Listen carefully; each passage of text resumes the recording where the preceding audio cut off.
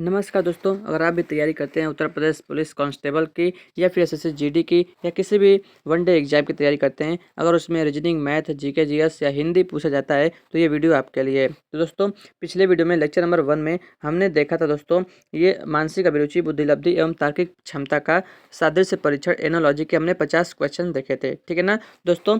तो आइए lecture number 2 में हम यहाँ से शुरू करते हैं दोस्तों। अब जो है हिंदी पढ़ेंगे, ठीक है ना। हम हर टॉपिक को मतलब पूरे टॉपिक को कवर करूँगा। हिंदी पढ़ेंगे दोस्तों, फिर उसके बाद सामान्य ज्ञान भी हम पढ़ेंगे, ठीक है ना।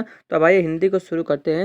हिंदी में हम पढ़ेंगे, देखिए टॉपिक का नाम है हिंदी व अन्य भारतीय भाषाएं, ठीक है ना। तो फ्रेंड्स आइए अब उसके हम कुछ क्वेश्चन देख लेते हैं, ठीक है। तो फ्रेंड्स यहाँ पर आइए शुरू करते हैं।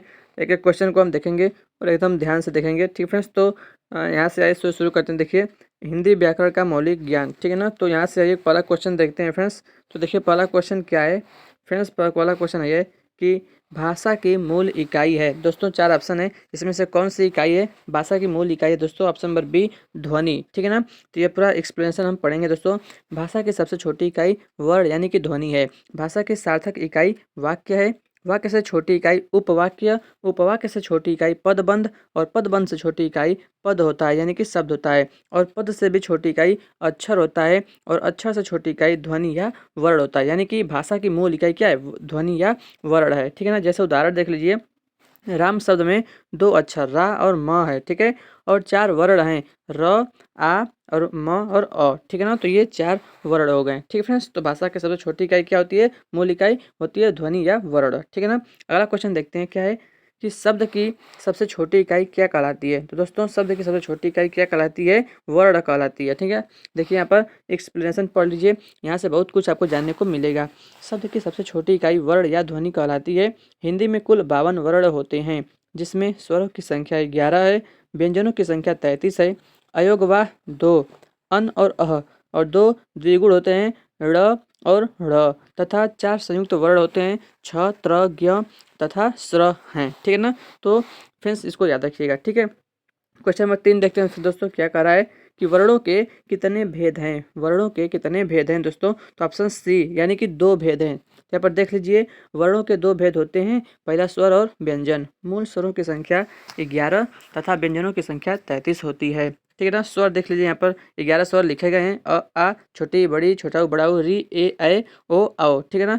तो ये स्वर हो गए। और व्यंजन दोस्तों देखिए, स्पर्श व्यंजन, तो फ्रेंड्स क वर्ग से लेकर प वर्ग तक ये जो है स्पर्श व्यंजन कहलाते हैं। कितने वर्ण है टोटल, 25 वर्ण हैं, ठीक है ना।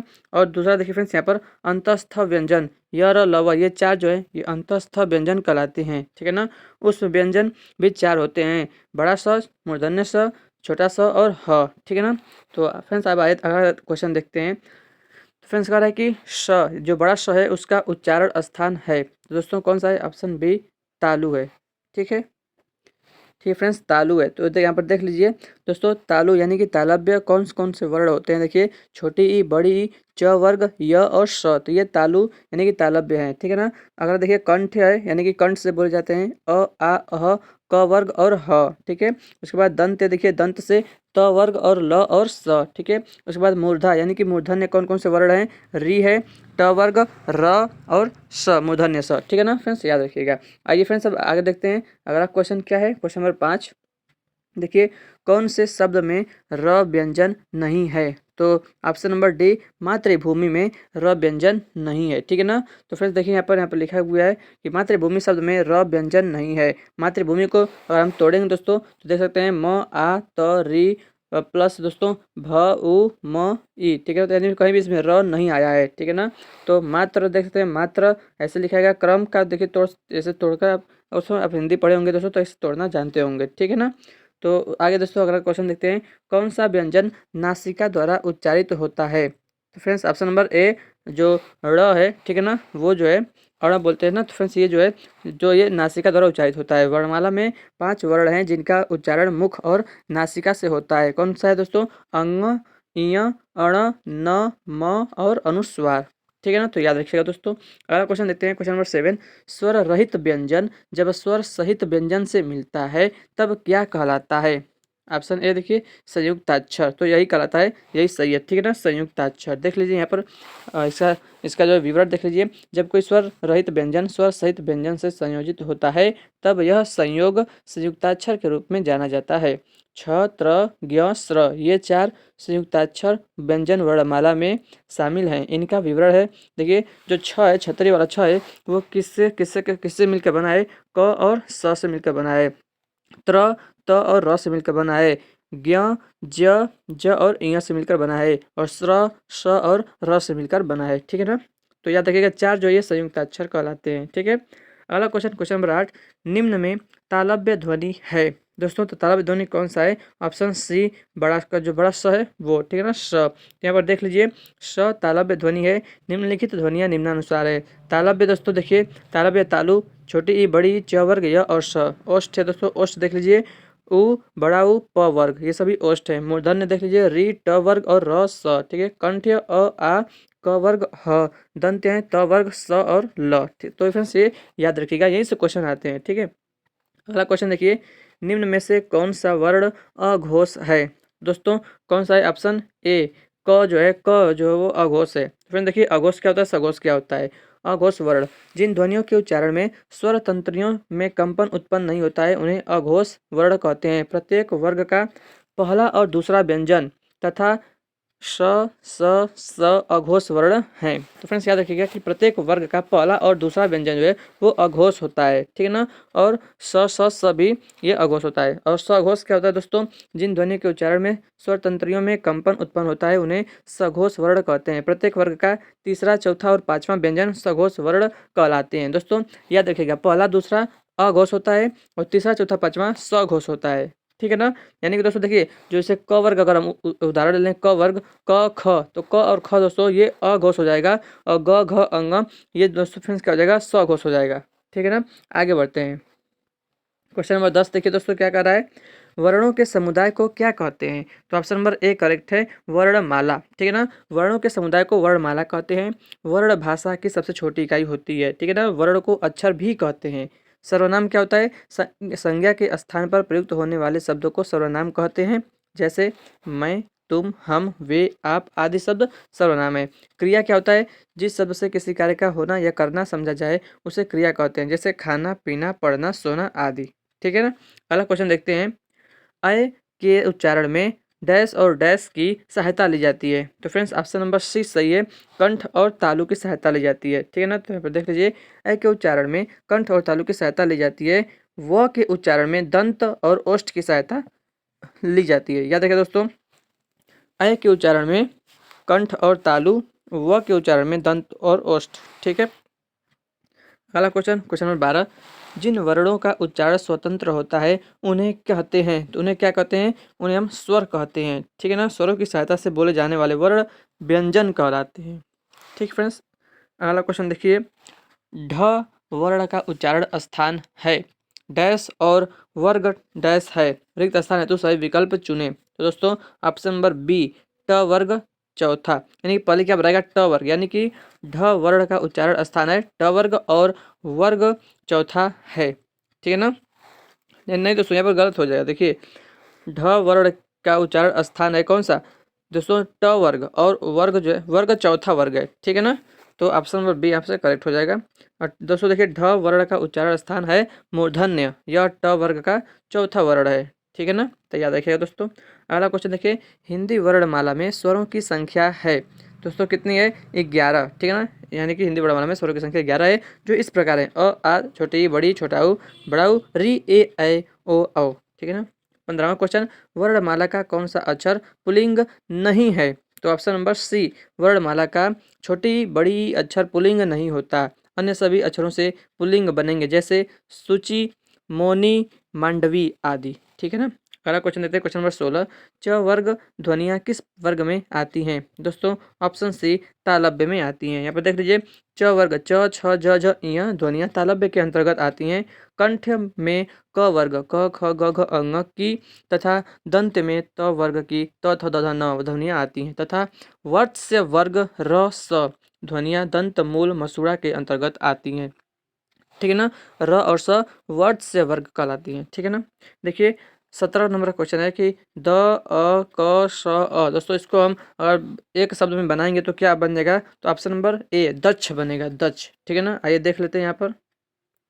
देखिए देखिए अब दक्ष भी लिखा है, ठीक है ना। शेष विकल्प में निहित शब्दों का वर्ण विन्यास इस प्रकार, देखिए दकस, दोस्तों दकस लिखा है, इसका क्या होगा, द अ क अ श अ, ठीक है। और दक्ष का क्या होगा, दक्ष, ये द अ क श अ हो जाएगा, दाग का द धन आ धन ग धन अ, ठीक है ना। अगला क्वेश्चन देखते हैं। तो चार विकल्प दोस्तों दिया गया, उस सही विकल्प का चयन करें। जो वर्ण स्वर की सहायता से बोले जाएं उन्हें क्या कहा जाता है। दोस्तों उन्हें हम क्या कहते हैं, व्यंजन कहते हैं। जो वर्ण जो है स्वर की सहायता से बोले जाते हैं उन्हें हम क्या बोलते हैं, व्यंजन बोलते हैं। जैसे क जो है वो क और अ से मिलकर बनता है, ठीक है ना। अगला क्वेश्चन देखिए दोस्तों, क्या कर रहा है कि निम्नलिखित प्रश्न में चार विकल्पों में से उस सही विकल्प का चयन करें जो बताता है कि व्यंजन को स्वर रहित दिखने के लिए किस चिन्ह का उपयोग किया जाता है। तो ऑप्शन सी हलंत का उपयोग किया जाता है, ठीक है ना फ्रेंड्स। ये देखते 2019 में पूछा गया क्वेश्चन है, ठीक है ना, 2019 में पूछा है, ठीक है ना। 28 जनवरी 2019 उत्तर प्रदेश पुलिस कांस्टेबल परीक्षा है। तो व्यंजन को स्वर रहित दिखने के लिए हलंत का प्रयोग किया जाता है। जैसे च धन अ च होता है व्यंजन, कमल क धन अ धन म धन अ धन ल धन अ, ठीक है ना। 20वां क्वेश्चन देखिए फ्रेंड्स, निम्नलिखित में से कौन से शब्द में री की मात्रा का उपयोग हुआ है। तो ऑप्शन नंबर डी करेक्ट है, वृष्टि। फ्रेंड्स यहाँ पे देखते हैं वृष्टि में, वृष्टि शब्द में री की मात्रा का उपयोग हुआ है। वृष्टि, इसको तोड़ेंगे दोस्तों वर्णों में, तो व धन री धन स धन ट धन ई हो जाएगा, ठीक है ना। दोस्तों आगे बढ़ते हैं, देखिए यहाँ पर तद्भव तत्सम, आइए कुछ तद्भव तत्सम के भी क्वेश्चन देख लेते हैं दोस्तों, ठीक है ना। तो निम्नलिखित में से तद्भव शब्द छाटिए। कपूर, पक्ष, मयूर, मानसिक। दोस्तों ऑप्शन ए सही हो जाएगा। दिए गए विकल्पों में कपूर तद्भव शब्द है, इसका तत्सम शब्द होता है कर्पूर, ठीक है ना। जबकि पक्ष, मयूर तथा मानसिक तत्सम शब्द हैं, ठीक है। अगला क्वेश्चन देख लेते हैं। निम्नलिखित में तद्भव शब्द है, तो अचरज, अंधकार, अंगरक्षक या फिर आशा। तो हमें तद्भव बताना है, तो ऑप्शन ए करेक्ट हो जाएगा, अचरज, ठीक है ना। देखिए अचरज का तत्सम क्या होता है, आश्चर्य। अंधेरा का तत्सम होता है अंधकार। अंगरखा का अंगरक्षक और आस का आशा। तो ये तत्सम है, ठीक है ना। तत्सम तद्भव आप देख सकते हैं फ्रेंड्स, इसको याद रखिएगा, ठीक है। आगे बढ़ते हैं दोस्तों, यहाँ से आगे थोड़ा आगे बढ़ते हैं। यहाँ पे देखिए क्वेश्चन नंबर 23, निम्नलिखित शब्दों में से तद्भव शब्द को पहचानिए। पाषाण, कंगड़ और फिर प्यासा, पक्ष। तो हमें तद्भव को पहचानना है, तो ऑप्शन सी प्यासा। प्यासा क्या है, तद्भव है, इसका तत्सम रूप होता है पिपासु, ठीक है ना। जबकि जबकि पाषाण, कंगड़ और तथा पक्ष तत्सम शब्द हैं, ठीक है ना। क्वेश्चन नंबर 24 देखिए फ्रेंड्स, संस्कृत भाषा से हिंदी में बिना परिवर्तन के प्रयुक्त होने वाले शब्द को क्या कहते हैं। दोस्तों से हम क्या कहते हैं, ऑप्शन बी यानी कि तत्सम शब्द कहते हैं। तो यहाँ पर देख लीजिए फ्रेंड्स पूरा क्या लिखा गया है कि संस्कृत भाषा से हिंदी में बिना परिवर्तन के प्रयुक्त होने वाले शब्द को तत्सम कहते हैं और इनके विकृत रूप को तद्भव कहते हैं। आवश्यकता अनुसार बने शब्द को देशज शब्द कहते हैं, जबकि विदेशी भाषाओं से हिंदी में आए हुए शब्द को विदेशी शब्द कहते हैं, ठीक है ना। अगला क्वेश्चन देखते हैं। निम्नलिखित में से तद्भव कौन सा शब्द कौन सा है। तो ऑप्शन डी है यानी कि माथा। देखिए फ्रेंड्स माथा तद्भव शब्द है, जिसका तत्सम रूप मस्तक है। ग्राम, अश्रु और सूर्य तत्सम शब्द हैं, जिनका तद्भव क्रमशः देखिए ग्राम का गांव, अश्रु का आंसू और सूर्य का सूरज होता है, ठीक है ना। दोस्तों क्वेश्चन नंबर 26, तद्भव शब्द बने हैं। ऑप्शन ए का रहा है हिंदी के मूल शब्दों से, बी है विदेशी शब्दों से, सी है उर्दू शब्दों से में बदलाव से, या डी है संस्कृत शब्दों में कुछ बदलाव से। तो ऑप्शन डी करेक्ट है, ठीक है फ्रेंड्स। ये 2018 में पूछा गया क्वेश्चन है, ठीक है ना। देखिए तद्भव तत् धन भव हो जाता है, शब्द का अर्थ है उससे होना, अर्थात संस्कृत शब्दों में विकृत यानी कि परिवर्तित होकर बने शब्द तद्भव शब्द हैं, ठीक है ना। क्वेश्चन नंबर 27 फ्रेंड्स देखिए क्या दिया गया है कि निम्नलिखित प्रश्न में चार विकल्प दिए गए हैं, जिनमें से एक शब्द दिए गए शब्द का सही तद्भव रूप है। तो ग्राम दिया दोस्तों, ग्राम किसका जो है वो है गांव का, ठीक है ना। तो दिए गए विकल्पों में ग्राम का सर्वाधिक उपयुक्त तद्भव रूप है गांव, ठीक है ना। अगला क्वेश्चन देखिए क्वेश्चन नंबर 28, तत्सम शब्द पहचानिए। पहला है निद्रा, पी है कान, सी है मोर, डी है बंदर। तो फ्रेंड्स निद्रा, निद्रा क्या है, ये तत्सम शब्द है। यहाँ पर देख लीजिए निद का होता है तत्सम निद्रा, मोर का होता है मयूर, कान का कर्ण, बंदर का वानर, ठीक है ना। आगे बढ़ते हैं दोस्तों, देखिए यहाँ पर मच्छिका, मच्छिका जो है ये किसका तत्सम है आपको बताना है, ठीक है। मच्छिका का तद्भव बताना है, तो ऑप्शन डी मक्खी, मक्खी का हो जाएगा, ठीक है ना। आगे बढ़ते हैं दोस्तों, यहाँ पर देख लीजिए मोर का मयूर होता है, भंवरा का भ्रमर होगा, मेढक का मंडूक होगा, ठीक है ना। क्वेश्चन नंबर 30 देखिए फ्रेंड्स, चतुष्पदी का तद्भव है। तो फ्रेंड्स ये किसका है? ऑप्शन सी चौपाई का है, ठीक है ना। याद रखिएगा, चतुष्पदी का तद्भव है चौपाई, ठीक है ना। अन्य सभी विकल्प तर्कपूर्ण नहीं है, ठीक है। क्वेश्चन नंबर 31, जालक का तद्भव है। ऑप्शन ए दोस्तों झरोखा। जालक का तद्भव क्या होता है? झरोखा। या फिर झरोखा का पूछेगा, झरोखा का तत्सम तो जालक हो जाएगा, ठीक है ना। तो तो इसको भी पढ़ लेते हैं दोस्तों आगे। दिए गए विकल्पों में से झरोखा शब्द जालक का तद्भव रूप है। तद्भव यानी तदअनुभव शब्द का अर्थ है उससे होना, अर्थात संस्कृत शब्दों से विपरीत परिवर्तन होकर बने शब्द। हिंदी में अनेक ऐसे शब्द हैं जो निकले तो संस्कृत से ही हैं, पर प्राकृत अपभ्रंश पुरानी हिंदी से गुजरने के कारण बहुत बदल गए हैं। ऐसे शब्द ही तद्भव शब्द कहलाते हैं। क्वेश्चन नंबर 32, इनमें से कौन सा तत्सम शब्द नहीं है? चक्षु, श्रृंगार, उष्ट्र, दधि। तो दोस्तों तत्सम नहीं है, तो कौन सा इसमें से नहीं है दोस्तों? ठीक है, तो ऑप्शन नंबर बी श्रृंगार। श्रृंगार तत्सम शब्द नहीं है, इसका तत्सम रूप होता है श्रृंगार होता है, ठीक है ना। से सभी शब्द तत्सम है। क्वेश्चन नंबर 33, संस्कृत भाषा के शब्द जिनका हिंदी भाषा में प्रयोग करने पर रूप परिवर्तित नहीं होता है वे शब्द कहलाते हैं, क्या कहलाते हैं फ्रेंड्स? तत्सम कहलाते हैं, ठीक है ना, तत्सम। अगला क्वेश्चन देखते हैं, इनमें से कौन सा तत्सम तद्भव का सही जोड़ा नहीं है? तो दधि दही, उष्ट्र ऊट, नजर आंख, श्रृंगार श्रृंगार। दोस्तों सही जोड़ा नहीं है कौन सा? ऑप्शन सी नजर आंख तत्सम तद्भव का सही जोड़ा नहीं है, इसका सही जोड़ा अच्छी आंख होगा। शेष तीनों सही है, ठीक है ना। अगला क्वेश्चन देखिए 35, धुरी का मानक शब्द रूप लिखिए। तो फ्रेंड्स किसका हो जाएगा? ऑप्शन नंबर डी धुरी का मानक शब्द रूप धूल होता है, ठीक है ना। क्वेश्चन नंबर 36 देखिए दोस्तों, दिए गए विकल्पों में से तत्सम शब्द ज्येष्ठ का तद्भव शब्द कौन सा है? तो फ्रेंड्स ज्येष्ठ ये किसका होता है? ठीक है, तो ये ऑप्शन नंबर सी देवर का होता है, ठीक है ना। ज्येष्ठ यानी कि क्या होता है? बड़ा होता है ना। तो देखिए ऑप्शन ए सही है, ठीक है ना। तो फ्रेंड्स देखिए दिए गए विकल्पों में तत्सम शब्द ज्येष्ठ का तद्भव रूप शब्द जो है बड़ा होगा, परंतु ज्येष्ठ का सम्यक तद्भव शब्द जेठ है, देवर का तत्सम द्विवर है तथा छोटा का तत्सम रूप कनिष्ठ होगा, ठीक है। क्वेश्चन नंबर 37, किंचित तत्सम शब्द का तद्भव शब्द बताइए। फ्रेंड्स किंचित ऑप्शन ए दिया है, परंतु बी दिया है, लेकिन सी है कुछ, या डी है थोड़ा। तो फ्रेंड्स किंचित तत्सम शब्द का तद्भव कुछ होता है, थोड़ा तद्भव है, इसका तत्सम शब्द स्तोक होता है। तो फ्रेंड्स याद रखिएगा, थोड़ा का तत्सम स्तोक होता है, ठीक है ना। तो फ्रेंड्स देखिए अगले वीडियो में हम देखेंगे पर्यायवाची शब्द देखेंगे हिंदी में, ठीक है ना फ्रेंड्स। तो इस वीडियो में बस इतना ही रहेगा दोस्तों। अगर आपको वीडियो पसंद आए वीडियो को लाइक जरूर करिएगा, ठीक है ना, ताकि मैं और वीडियो बनाऊंगा, ठीक है फ्रेंड्स। तो मिलते हैं फ्रेंड्स आपसे नेक्स्ट वीडियो में। अगर फ्रेंड्स आप चैनल को सब्सक्राइब नहीं किया, चैनल को सब्सक्राइब कर लीजिएगा। अगर फ्रेंड्स चैनल को सब्सक्राइब किए रहेंगे तो जैसे ही मैं वीडियो अपलोड करूँगा चैनल पर, तो आपके मोबाइल पर तुरंत नोटिफिकेशन आ जाएगा कि मैंने वीडियो अपलोड कर दिया है, और फिर आप उसको देख सकते हैं, ठीक है ना। तो फ्रेंड्स मिलते हैं आपसे नेक्स्ट वीडियो में, तब तक के लिए दोस्तों जय हिंद, जय भारत, वंदे मातरम।